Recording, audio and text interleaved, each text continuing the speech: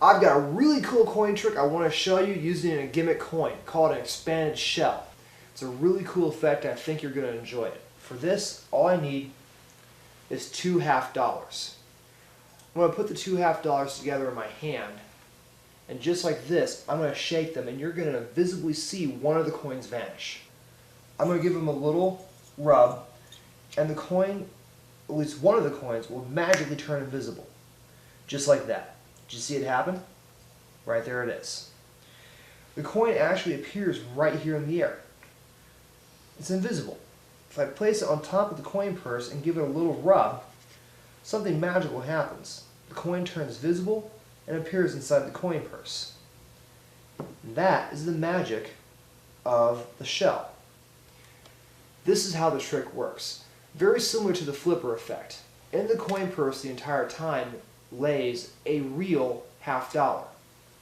That lays on the table and I don't draw too much attention to it. In fact, I can pull the shell and another real coin out of that coin purse without showing the contents.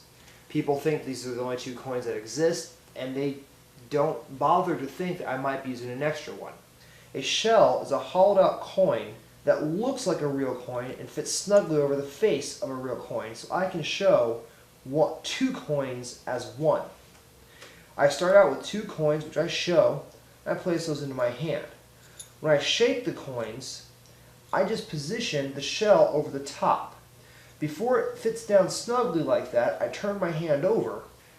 That way I hide the fact that there's two coins there and one of them is a gimmick. I open my hand back up, and there's only one coin left. I set that down on the table, reach up into the air, produce an invisible coin, lay it flat on top of the coin purse, show both sides, press and rub. Now all I have to do is open the coin purse and reveal the real $half. That is an expanded shell.